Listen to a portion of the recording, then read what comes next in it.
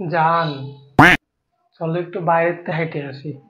বাইরে খুব সুন্দর বাতাস হচ্ছে, হাঁটলে তো খুব ভালো লাগবে। চলো যাই। আর হাঁটা শরীরের পক্ষেও খুব ভালো।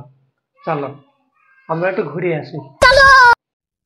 কেন আমি কি মোটা হয়ে গেছি যে আমাকে হাঁটকে যেতে হবে?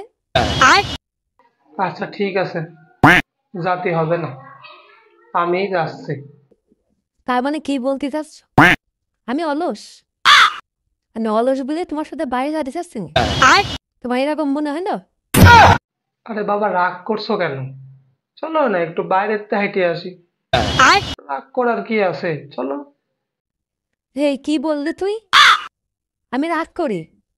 আমি সবসময় রাগ করি তোর সাথে? তোর আজকে খবর আছে, আমি রাগ করি। আমি আবারটা কখন করলাম? তুমি সব সময় বাসার ভিতরে আমার সাথে রাগ করো। তার মানে আমি মিথ্যা কথা বলছি? আমি মিথ্যাবাদী? আমি সবসময় মিথ্যা কথা বলি? আচ্ছা আমি একাই যাচ্ছি, তোমার যাওয়া লাগবে না।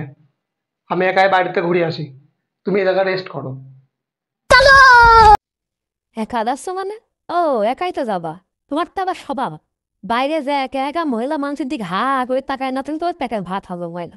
আমি বুঝি না তুমি কি করতে বাইরে হাত কেটে যাও প্রতিদিন এই সময়। আমি সব বুঝি।